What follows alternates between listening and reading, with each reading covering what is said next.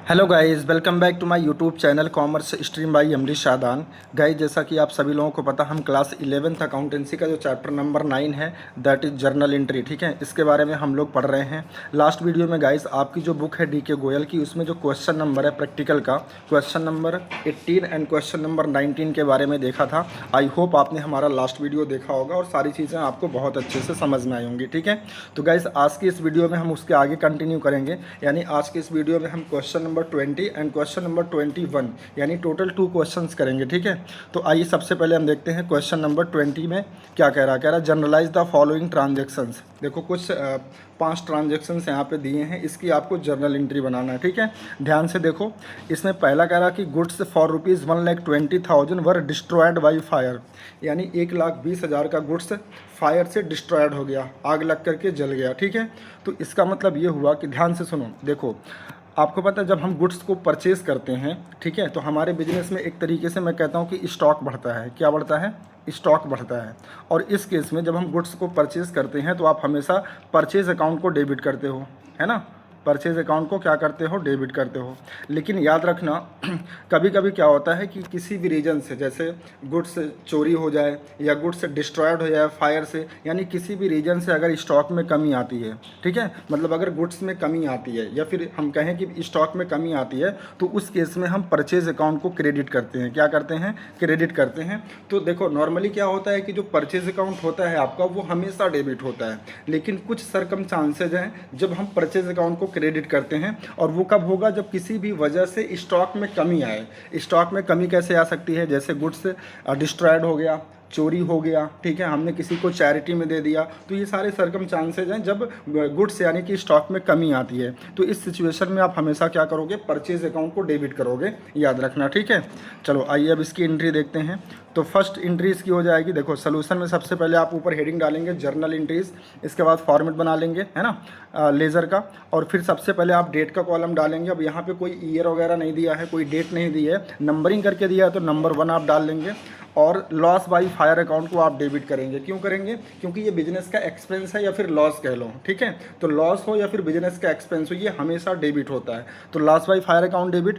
और क्योंकि स्टॉक जला है, सॉरी स्टॉक डिस्ट्रॉयड हुआ है ना, तो स्टॉक में कमी आई है, तो स्टॉक में कमी आने पर हम हमेशा क्या करते हैं? परचेज अकाउंट को क्रेडिट करते हैं। फिर से सुनो, जब भी स्टॉक बढ़ता है, स्टॉक बढ़ेगा कब? जब आप गुड्स को परचेज करते हो, तो उस समय हम परचेज अकाउंट को डेबिट करते हैं। और इन जनरल परचेज अकाउंट हमेशा क्या होता है? डेबिट होता है।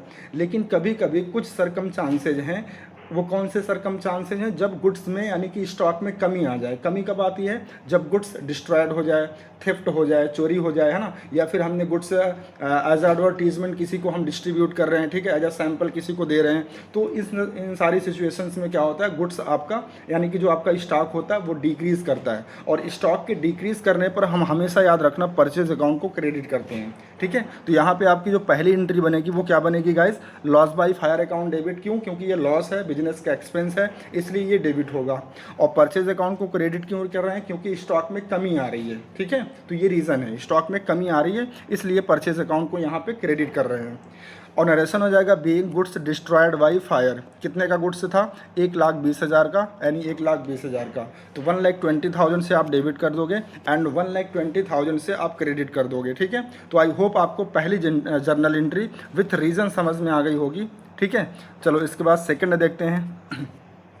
कह रहा goods worth ₹18,000 were distributed as free sample. देखो जब हम कभी भी फ्री सैंपल के फॉर्म में गुड्स को डिस्ट्रीब्यूट करते हैं, तो एक तरीके से बिजनेसमैन पता क्या कर रहा है? अपने गुड्स का एडवर्टीजमेंट कर रहा है ना। आपने देखा होगा मार्केट में बहुत सारे एजेंट रहते हैं जो क्या करते हैं? दुकान दुकान पर फ्री सैंपल गुड्स को डिस्ट्रीब्यूट करते हैं। तो उनका मोटिव पता क्या होता है? एडवर्टीजमेंट करना, यानी वो जो नया प्रोडक्ट मार्केट में लॉन्च किए हैं उसको वो प्रचार करना चाहते हैं, उसका एडवर्टीजमेंट करना चाहते हैं। तो यहाँ पे ये लिखा जरूर है कि फ्री सैंपल बांट रहे हैं, लेकिन इनका मोटिव क्या है? एडवर्टीजमेंट करना, ठीक है। तो ये जो खर्चा रिकॉर्ड किया जाएगा एडवर्टीजमेंट एक्सपेंस के नाम से रिकॉर्ड किया जाएगा। और आगे कह रहा है कि and ₹20,000 were given away as charity in cash. और 20,000 रुपया उन्होंने चैरिटी कर दिया, मतलब गरीबों में दान कर दिया, बांट दिया होगा, ठीक है। अब यहाँ पे देखो 2 एंट्री होगी। सेकंड केस में 2 एंट्री होगी। सबसे पहले सेकंड का ए, जो हमने क्या किया, हमने का मतलब जो बिजनेस ने गुड्स को फ्री सैंपल डिस्ट्रीब्यूट किया है, यानी कि उसने एडवर्टीजमेंट किया है, तो ये भी बिजनेस का एक्सपेंस होता है। और इस एक्सपेंस को क्या बोलते हैं, एडवर्टीजमेंट एक्सपेंस, है ना। देखो अगर फ्री सैंपल बांट रहे हैं तो उसका मोटिव यही होता है कि हम क्या कर रहे हैं, अपने प्रोडक्ट का एडवर्टीजमेंट कर रहे हैं, ठीक है। तो इसीलिए इस एक्सपेंस का नाम हम क्या रिकॉर्ड करेंगे, एडवर्टीजमेंट एक्सपेंस अकाउंट डेबिट। और टू परचेज अकाउंट, सर फिर से परचेज अकाउंट क्रेडिट हो गया, हाँ बिल्कुल होगा। मैंने कहा ना, किसी भी रीजन से अगर गुड्स में कमी आ रही है, ठीक है, चाहे वो हम फ्री सैंपल के फॉर्म में बांटें, गुड्स डिस्ट्रॉयड हो जाए, लॉस बाई फायर हो जाए, ठीक है, थेफ्ट हो जाए, यानी किसी भी सरकमस्टांसेस में अगर गुड्स आपका क्या हो रहा है, स्टॉक आपका कम हो रहा है, तो आप क्या करोगे, परचेज अकाउंट को हमेशा क्रेडिट करोगे। तो यहाँ पे परचेज अकाउंट को हम क्रेडिट करेंगे, ठीक है। कितने का फ्री सैंपल हमने गुड्स डिस्ट्रीब्यूट किया, 18,000 का, तो 18,000 से डेबिट हो जाएगा और 18,000 से क्रेडिट हो जाएगा। बात समझ में आ रही है? हाँ सर आ रही है। चलो इसके बाद 20,000 का कैश हमने क्या किया था, चैरिटी में बांटा था। तो ये भी बिजनेस का एक एक्सपेंस होता है, चैरिटी करना बिजनेस का एक्सपेंस होता है, और एक्सपेंस का बढ़ना क्या होता है, डेबिट होता है। तो यहाँ पे हो जाएगा चैरिटी अकाउंट डेबिट। और क्योंकि इस बार उसने कैश बांटा है ना, तो बिजनेस से क्या कम होगा, कैश कम होगा। कैश का नेचर क्या है, एसेट, एसेट का डिक्रीज होना, क्रेडिट। तो यहाँ पे 2 कैश अकाउंट हो जाएगा, 20,000 डेबिट में, 20,000 क्रेडिट में, ठीक है। तो आई होप आपको सेकंड का ए एंड बी दोनों समझ में आ गया होगा। चलो इसके बाद देखते हैं थर्ड में कह रहा कि goods worth ₹25,000 and cash ₹40,000 were taken away by the proprietor for his personal use. तो ये तो क्या हो गया, ये ड्राइंग हो गया, क्योंकि प्रोप्राइटर विदड्रॉ कर रहा है ना पर्सनल यूज़ के लिए। तो थर्ड केस में देखो आप क्या करोगे, ड्राइंग्स अकाउंट को डेबिट करोगे, और 40,000 का उसने कैश निकाला है तो 2 कैश अकाउंट, है ना, क्योंकि कैश कम होगा। और 25,000 का उसने गुड्स निकाला है, तो स्टॉक में कमी होगी, तो परचेज अकाउंट, 2 परचेज अकाउंट हो जाएगा। कैश के सामने 40,000, परचेज के सामने 25,000 हो जाएगा, और इन दोनों का टोटल, यानी जो टोटल ड्राइंग होगा वो कितना होगा, 65,000, ठीक है। नरेशन लिख देंगे, being cash and goods withdrawn from the business, ठीक है। चलो आई होप आपको थर्ड जर्नल एंट्री भी समझ में आ गई होगी। चलो इसके बाद नेक्स्ट देखते हैं फोर्थ कह रहा है कि goods worth ₹20,000 and cash ₹5,000 were given as charity. अब इस बार गुड्स भी और कैश दोनों क्या कर रहा है, चैरिटी के फॉर्म में डिस्ट्रीब्यूट कर रहा है, तो कोई बड़ी बात नहीं है। चलो इसकी भी एंट्री देख लेते हैं। तो देखो यहाँ पे क्या होगा, सबसे पहले आप क्या करोगे, चैरिटी अकाउंट को डेबिट करोगे, है ना, क्योंकि चैरिटी कर रहा है। देखो यहाँ पे क्या होगा, चैरिटी अकाउंट को डेबिट करो, है ना, क्योंकि चैरिटी क्या है, बिजनेस का एक्सपेंस है। और क्या क्या चैरिटी किया, एक तो उसने कैश चैरिटी किया, तो बिजनेस से कैश कम होगा, और गुड्स भी चैरिटी किया है, तो स्टॉक में कमी आएगी, तो 2 परचेज अकाउंट होगा। कैश कितना एज अ चैरिटी दिया है, 5,000, और गुड्स कितना एज अ चैरिटी दिया है, 20,000। तो टोटल चैरिटी कितना हो जाएगा, 25,000, है ना। डेबिट में कितना आ जाएगा, 25,000। तो आई होप आपको फोर्थ एंट्री भी समझ में आ गई होगी। चलो इसके बाद नेक्स्ट देखते हैं लास्ट कह रहा फिफ्थ पॉइंट में, cash ₹1 lakh were stolen from the iron safe of the trader. यानी जो iron safe of the trader, जो कि बिजनेस का नाम है, उसके यहाँ से 1 लाख रुपए का कैश चोरी हो गया, है ना। तो चोरी हो गया तो ये लॉस है, तो लॉस हमेशा क्या होता है, डेबिट होता है। तो यहाँ पे देखो हम क्या लिखेंगे, लॉस बाई थेफ्ट, थेफ्ट का मतलब होता है चोरी करना, तो loss by theft account debit, ये लॉस है, एक्सपेंस है बिजनेस का, इंक्रीज हो रहा है तो डेबिट करेंगे। क्या लॉस, क्या चोरी हुआ है, कैश, तो बिजनेस से कैश कम होगा। कैश का नेचर क्या होता है, एसेट, एसेट का डिक्रीज होना, क्रेडिट करते हैं तो 2 कैश अकाउंट हो जाएगा, और अमाउंट हो जाएगा डेबिट में 1 लाख और क्रेडिट में भी 1 लाख, ठीक है। नरेशन हो जाएगा बीइंग कैश स्टोलन, ओके। तो आई होप आपको 5 ट्रांजैक्शन समझ में आ गई होंगी। इसका आप टोटल करेंगे तो टोटल आपका आ जाएगा 3,48,000 डेबिट में और 3,48,000 क्रेडिट में, ठीक है। आइए एक बार आंसर चेक करते हैं। हाँ देखो बुक में भी सेम दिया है 3,48,000, इसका मतलब बुक वाले ने भी सही कर रखा है, कोई गलती नहीं है, ठीक है। चलो इसके बाद नेक्स्ट क्वेश्चन देखते हैं, ये भी छोटा सा ही क्वेश्चन है। क्वेश्चन नंबर 21 कह रहा जर्नलाइज द फॉलोइंग ट्रांजैक्शंस। पहला दिया है सोल्ड गुड्स टू ब्रिजेस, अब यहाँ नेम दिया, इसका मतलब ये क्रेडिट सेल है, of the list price of ₹40,000, ठीक है। एट ट्रेड डिस्काउंट 5%, ठीक है। Received full payment in cash, अच्छा कैश में पेमेंट हो जा रहा है ना, इसका मतलब ये कैश सेल है, ठीक है। इसका मतलब ये क्या है, कैश सेल है।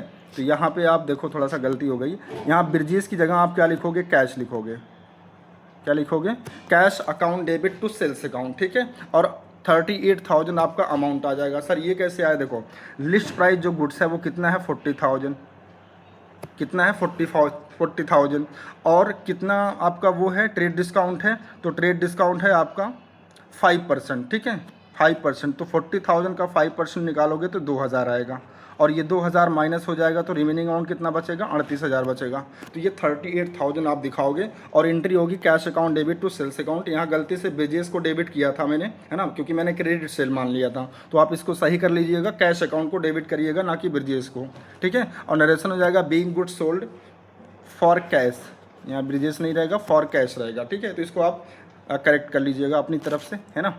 चलो इसके बाद नेक्स्ट देखते हैं दूसरी एंट्री। दूसरी एंट्री कह रहा goods given away as charity 5,000 और सेल प्राइस दिया है 6,000, ठीक है। तो यानी चैरिटी देखो दे रहा है गुड्स के फॉर्म में, तो हम क्या करेंगे, एंट्री करेंगे charity account debit to purchase account. Amount दिखाएंगे 6,000, याद रखना, ठीक है 6,000 अमाउंट दिखाएंगे। और नरेशन हो जाएगा being goods distributed as charity, ठीक है। अब इसको तो समझाना नहीं है कि चैरिटी डेबिट क्यों हो रहा है, क्योंकि चैरिटी क्या एक्सपेंस है बिजनेस के लिए, और स्टॉक में कमी आई है तो परचेज अकाउंट क्रेडिट हो जाएगा, है ना। अभी पिछले ही क्वेश्चन में आया था। चलो इसके बाद नेक्स्ट देखते हैं।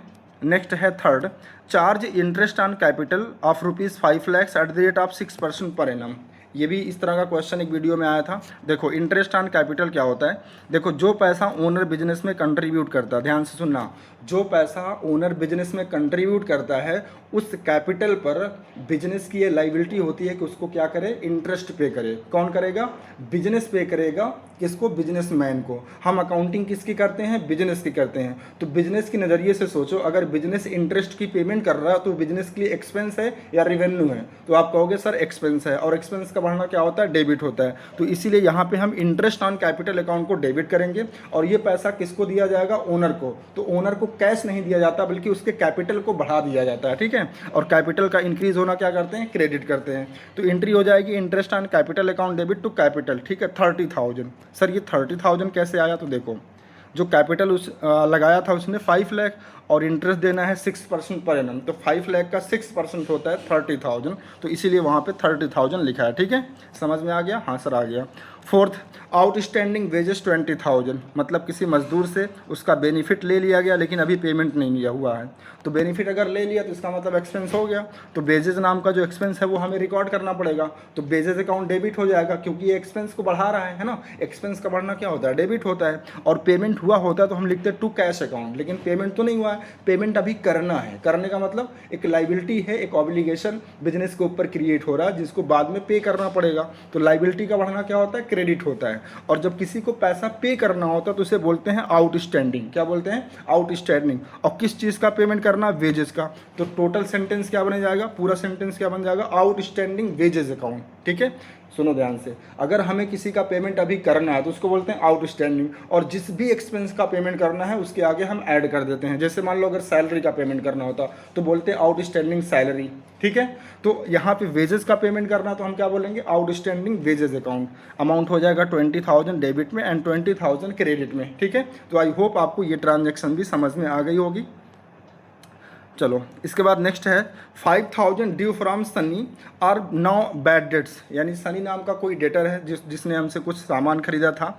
अब कह रहा कि उससे पैसा नहीं मिलेगा, वो पैसा डूब जाएगा, ठीक है। तो ऐसा पैसा जो हमने, मतलब जो हमारा कोई डेटर था जो अब हमें, जिससे हमें अब पैसा नहीं मिलेगा, तो इस तरह के लॉस को हम क्या बोलते हैं, आपको पता है, बैड डेट्स बोलते हैं। क्या बोलते हैं, बैड डेट्स। ये बिजनेस का लॉस होता है या फिर एक्सपेंस कह लो, लॉस हो या फिर एक्सपेंस हो, इनका नेचर क्या होता है, हमेशा डेबिट होता है। तो बैड डेट्स अकाउंट डेबिट हो जाएगा।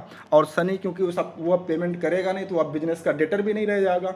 तो इस डेटर को हटाना है, हटाने का मतलब डिक्रीज करना है। डेटर एक असेट होती है, असेट का डिक्रीज होना क्या करते हैं, क्रेडिट करते हैं। तो इसीलिए यहाँ पे सनी के अकाउंट को क्रेडिट कर देंगे, और अमाउंट दिखाएंगे डेबिट में 50,000 और क्रेडिट में भी 50,000। समझ में आ गया। देखो इस तरह की ट्रांजैक्शन अब देखो रिपीट हो रही है ट्रांजैक्शन, ऐसा नहीं कि ये पहली बार ये सब आपके सामने आ रही हैं। अगर आपने अच्छे से देखा होगा लास्ट वीडियो, ठीक है, या उसके लास्ट जहाँ पे भी मैंने डिस्कशन किया है, अगर आपने एक बार समझ लिया होगा तो आगे फिर आपको कोई दिक्कत नहीं है। वही चीज़ें अब बार बार रिपीट होंगी, ठीक है। कुछ नई चीज़ें आ सकती हैं, एक आध दो, लेकिन मोस्टली वही चीज़ें आपको बार बार देखने को मिलेंगी हर क्वेश्चन में, ठीक है। चलो इसके बाद नेक्स्ट एंड लास्ट है आज की इस वीडियो का 6 पॉइंट। कह रहा ₹1 लाख कैश सेल्स। अब बताओ कैश सेल्स की एंट्री आप कितनी बार कर चुके हो, है ना। तो बार बार आपको रटना है नहीं, एक बार समझ लो बस, हमेशा वही चीज़ें आएंगी आगे। अब देखो यहाँ ध्यान से लेकिन समझो, यहाँ आप गलती क्या कर सकते हो। 1,00,000 का सामान सेल किया जा रहा है और ब्रेकेट में लिखा ऑफ गुड्स कॉस्टिंग ₹80,000, यानी उसकी कॉस्ट 80,000 थी। अब कुछ लोग यहाँ पे दिमाग लगाएंगे कि सर 80,000 का सामान 1,00,000 में बेचा गया तो 20,000 का प्रॉफिट हो गया। कुछ लोग कहेंगे सर हो सकता है हाँ प्रॉफिट हो गया, एक्स्ट्रा लिया जा रहा ना, प्रॉफिट हो गया। तो ऐसा कुछ दिमाग आपको नहीं लगाना है। ये जो प्रॉफिट और लॉस हो रहा है ना, ये जब आप फाइनल अकाउंट बनाओगे, अभी नहीं, जब हम इस बुक का, यानी जो आपकी डी के गोयल की बुक है, जब इसका हम लास्ट चैप्टर पढ़ेंगे फाइनेंशियल स्टेटमेंट, तो वहाँ हम आपको बताएंगे फाइनल अकाउंट यानी कि पीएल अकाउंट बनाया जाता है, तो वहाँ पे कैसे प्रॉफिट या लॉस कैलकुलेट किया जाता है। तो ये जो 20,000 का यहाँ पे आपको वेरिएशन दिख रहा है ना, वो वहाँ पे जाकर के एडजस्ट हो जाएगा। तो डोंट वरी अबाउट दैट, अभी आप उसके बारे में बिल्कुल मत सोचिए। अभी बस आप इतना रट लीजिए कि हम हमेशा सेल प्राइस को दिखाते हैं जर्नल एंट्री में, कितने में हमने सेल किया उस प्राइस को लेते हैं, कॉस्ट कितना है उस वो मैटर नहीं करता, ठीक है। तो हमने बेचा कितने में है, 1,00,000 में, तो हम 1,00,000 का सेल यहाँ पे दिखाएंगे और इसकी एंट्री हो जाएगी गाइस क्या 6 पॉइंट में, कैश अकाउंट डेबिट, क्योंकि कैश बेच रहे हैं तो कैश बिजनेस में आएगा, कैश इंक्रीज करेगा, असेट है, असेट का बढ़ना डेबिट होता है, और हमने सेल किया है, ठीक है। तो दूसरा एस्पेक्ट क्या रिकॉर्ड किया जाएगा, सेल, और सेल का नेचर क्या होता है, रेवेन्यू होता है, रेवेन्यू का बढ़ना क्या होता है, क्रेडिट होता है, ये बात आपको पता है। तो एंट्री हो जाएगी cash account debit to sales account. कितना अमाउंट दिखाएंगे, 1,00,000 एंड 1,00,000, 80,000 मत दिखाइएगा, ठीक है। उसके बाद आप इसका टोटल करेंगे तो टोटल आप जर्नल आपका डेबिट साइड आएगा 2,43,000 और सेम अमाउंट आएगा 2,43,000 क्रेडिट में भी, ठीक है। क्योंकि सेम अमाउंट से हम डेबिट क्रेडिट करते हैं ना, तो हमेशा दोनों का टोटल इक्वल ही आपको देखने को मिलेगा, ठीक है। नरेशन हो जाएगा इसका being goods sold for cash. तो गाइस मैं उम्मीद कर सकता हूं कि आज ये जो 2 क्वेश्चन, दोनों बहुत छोटे छोटे क्वेश्चन थे, ठीक है, आपको समझ में आएंगे। हाँ, एक कॉन्सेप्ट आपने ये ज़रूर सीखा होगा कि अगर गुड्स यानी कि जो स्टॉक होता है, अगर उसमें कभी भी डिक्रीज़ होता है, फॉल होता है, कमी होती है, तो उस केस में हम परचेज अकाउंट को क्रेडिट करते हैं। वैसे इन जनरल मैंने क्या बताया कि परचेज अकाउंट हमेशा डेबिट होता है, हमेशा डेबिट होता है, लेकिन परचेज अकाउंट को हम क्रेडिट तभी करते हैं जब किसी भी वजह से जो परचेज है, जो गुड्स है, जो स्टॉक होता है, ठीक है। देखो परचेज करेंगे तो बिजनेस में स्टॉक आएगा, तो अगर स्टॉक में किसी भी वजह से कमी आती है, कमी कैसे आ सकती है, लॉस बाई फायर के केस में, लॉस बाई थेफ्ट के केस में, या फिर हम उसको गुड्स को जो है एज ए सैंपल हम बांट रहे हैं, तो इन सारी सिचुएशंस में क्या होता है, स्टॉक में कमी आती है। तो याद रखना, अगर कभी भी किसी रीजन से स्टॉक में कमी आती है तो उस केस में हम परचेज अकाउंट को क्रेडिट करते हैं, अदरवाइज हमेशा परचेज अकाउंट डेबिट ही होता है, ठीक है। आई होप मेरी बात आप समझ रहे होंगे। तो गाइस आज के लिए बस इतना ही। हाँ, अगर वीडियो आपको अच्छा लगा हो तो प्लीज़ वीडियो को लाइक एंड शेयर ज़रूर करिएगा। अगर आपके नॉलेज में थोड़ा बहुत भी मेरी वीडियो से एडिशन हो रहा है, आपकी नॉलेज में वृद्धि हो रही है, तो प्लीज़ इस वीडियो को लाइक एंड शेयर ज़रूर करिएगा अपने दोस्तों तक, ठीक है। और कोई बच्चा अगर ऐसा है जिसको किसी भी पॉइंट पर, किसी भी एंट्री में अगर कोई कन्फ्यूज़न होती है, उसको ये नहीं समझ में आता कि कोई भी चीज़ डेबिट हुई तो वो क्यों हुई, या क्रेडिट हुई तो उसके पीछे क्या रीज़न था, ठीक है। तो अगर आपको कोई भी क्वेरी होती है तो आप प्लीज़ वीडियो के नीचे कमेंट करके ज़रूर बताया करें, या फिर मेरे टेलीग्राम चैनल पर जो कि इसी नाम से है, commerce stream by MD Shadan, वहाँ पर आप मैसेज करके आप मुझसे पूछ सकते हैं, मैं आपको रिप्लाई ज़रूर दूँगा, ठीक है। तो थैंक यू गाइस, आज के लिए बस इतना ही। मिलते हैं नेक्स्ट वीडियो में नेक्स्ट क्वेश्चन के साथ।